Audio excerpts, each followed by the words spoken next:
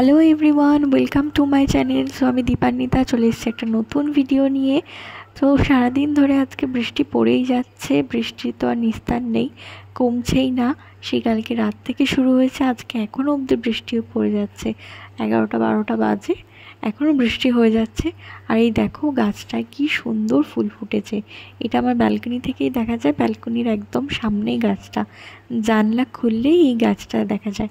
এত সুন্দর করবি ফুল ফুটেছে, আর ফুলের কালারটা তো একদম অন্য রকমের, মানে খুবই সুন্দর কালার।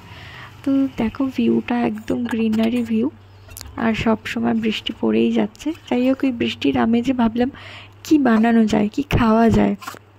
আর কদিন ধরেই আমি একটুখানি হেলদি খাওয়ার চেষ্টা করছি, কারণ বাইরের খাবার খেতে খেতে এতই ওয়েট গেইন করে ফেলেছি যে কিছুতেই নামাতে পারছি না।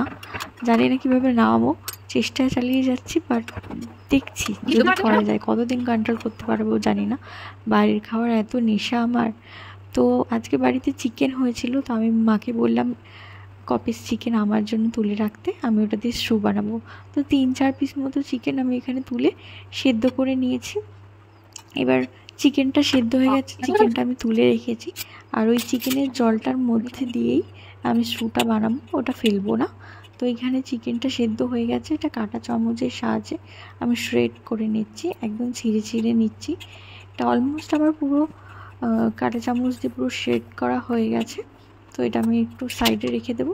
এবার ওই যেই জলটা আমি ফেলিনি, রেখে দিয়েছিলাম, ওই জলটার মধ্যে পেঁয়াজ, রসুন,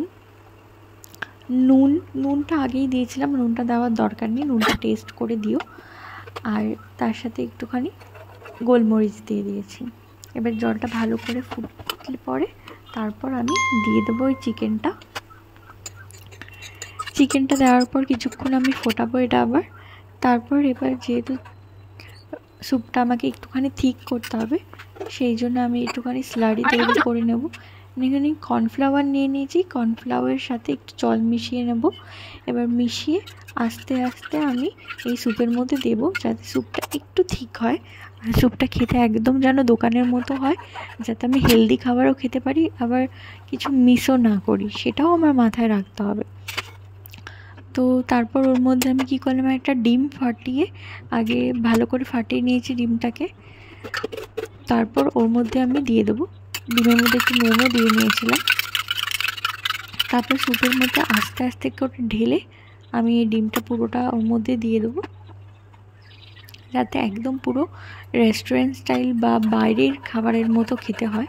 তো ডিমটা দিয়ে আমি সঙ্গে সঙ্গে ভালো করে নাড়িয়েছি, তাহলে একদম দেখতেই পারো তোমরা লাস্টে যে একদম বাইরে দোকানে যেরকম আমরা স্যুপ খাই, একদম পুরো সেরকম স্যুপ হয়েছে, মানে একদম পুরোই দোকানের মতো। লাস্টে এখানে আমি একটু গোলমরিচ দিয়ে এবার গ্যাসটাকে আমি অফ করে দিয়েছি। দেখো এবার ফাইনাল লুকটা কি অসাধারণ লাগছে, দেখেই খেতে ইচ্ছা করছে।